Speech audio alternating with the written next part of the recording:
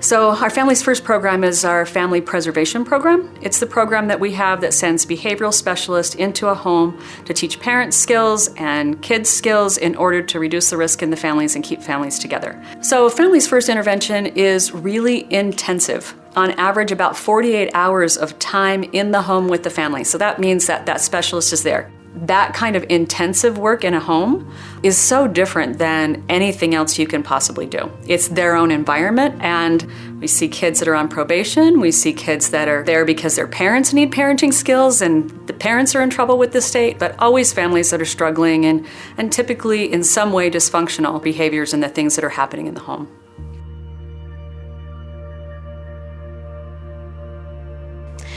So Yvette is a single mom of 4 kids. She has a 10-month-old, 3-year-old, 7-year-old, and a 12-year-old.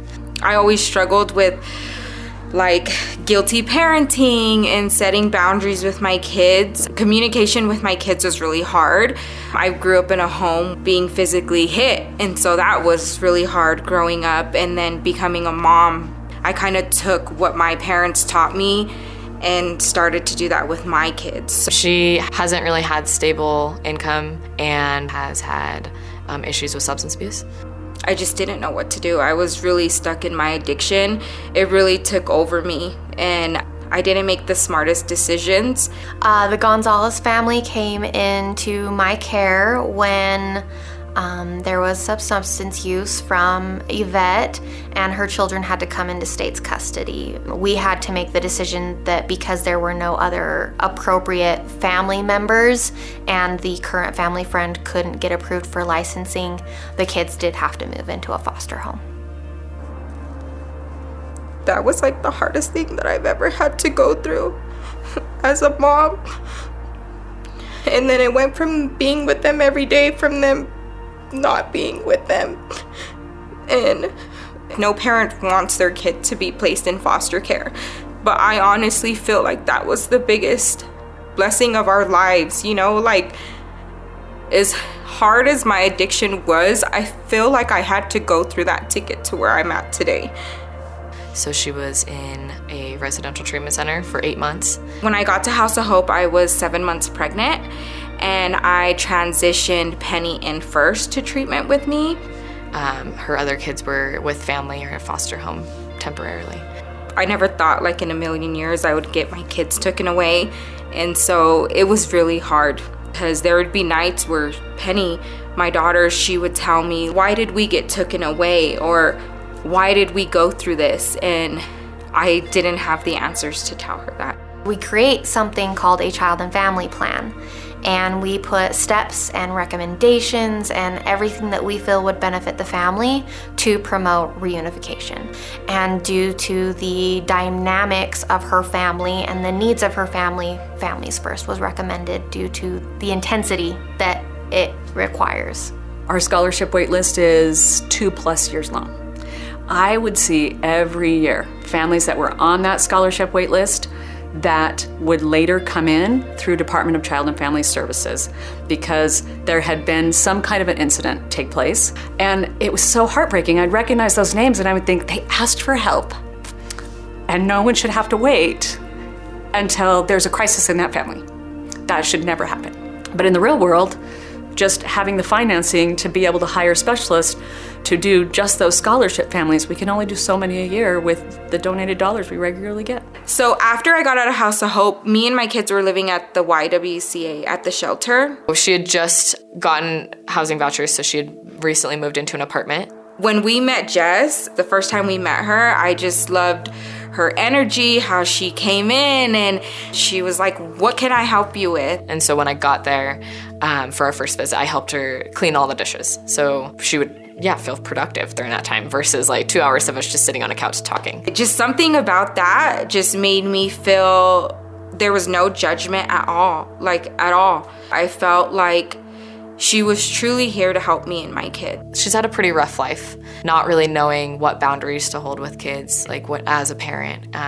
So really struggling to have a positive relationship. They started where the 12-year-old felt like he wasn't getting enough attention, so he was breaking toys all the time. To the point where none of the kids could have toys that weren't broken within a week. He didn't know how to tell his mom how he felt. He, again, felt like his mom was overwhelmed, so that was just one more thing to add on top. And so he just took it out on their toys. Like the 7-year-old especially, she would act out against her brother and would scream, or she would hit him, or she would try to break his things. Then the 3-year-old would get upset because her brother and sister were yelling, so then she would start yelling at the top of her lungs. Kind of having those boundaries with Penny was something that I really struggled with. But she didn't know how to actually tell people how she felt about those things, so she internalized it all, and she suppressed all those emotions and avoided it and used anger as her outlet. And so she would just yell, or whenever she would get too angry, she felt like turning that on herself, and she had lots of thoughts of hurting herself or killing herself even. And she always came back to, well, I know that it would hurt my mom a lot, and that would be really painful for my mom. The way that we were raised, that stuck with me, you know? And so I didn't think it was possible for me to change my parenting style. I didn't know that there was a whole different way that I could live and parent my kids healthier. There's data that we collect that shows distress levels in youth dropping considerably. The Youth Outcome Questionnaire is one of the things that we use to determine that, and a 13-point drop is considered clinically significant. Families First regularly gets over double that in 12 weeks. Most therapists get that in a year or more. So the first thing that we worked on was power struggles. I would get really overwhelmed with my kid because I have 4 kids. We started with avoiding power struggles because it uses those foundations of what effective consequences are, but on kind of a diluted scale. So we're just focusing on having an if-then. So this is the expectation and this is what happens if you can meet it or if you can't meet it. And her being able to stay consistently on top of that every time was a struggle, which it is for most parents.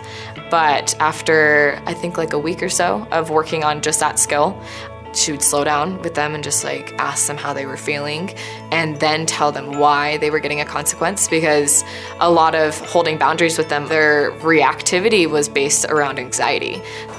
She was really nice and she helped us a lot. I liked Jess because she let us learn a lot of things.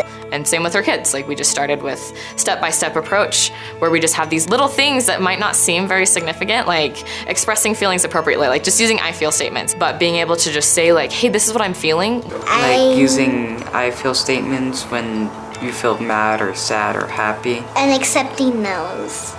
These are the expectations, and when you meet them, you get rewards. But when you don't meet them, unfortunately, we get consequences. But keeping that empathy with them, I think, was so important, because her priority was always, I want an emotional connection with my kids because I don't have that, and I want that with my children. Struggled with communication a lot at the beginning of our interactions and with follow through, but that's been a 180 change. She's also been able to learn how to communicate better with her kids, and that's where Families First came in. Like, that's what helped the most, I feel like. And not only did it help her better communicate, but it helped the kids better communicate what they needed as well. Yvette was able to successfully complete the program. I have reached 400 days sober. I am just really building my relationship with my kids and building that relationship with each other and that trust and that love. And I got accepted to Flourish Bakery. It's a culinary school. So I'm gonna be starting school. I've got custody of my kids back, and they're gonna be closing my case for DCFS. So that feels really good. Without Jess and this experience for them, I don't know if we would be ready to close in just a couple of months. I don't know if Yvette and the kids would be as healthy in their relationships as they are, so I just can't say thank you enough. It gave us a lot of better communication with each other and more like accepting stuff without like fighting and stuff like that. It's an amazing program. Anybody who is about to start Families First or thinking about doing Families First, it is truly amazing and it will help you. Jess has really helped me and my kids so much. Like, she really has helped us a lot. And I am very grateful for her and everything that she's taught me and my kids.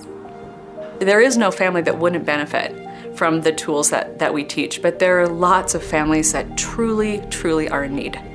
And we need to find a way to not have that scholarship list be 2 years long. We need to find a way to have families never end up with the referral from Department of Child and Family Services after they've already asked for help.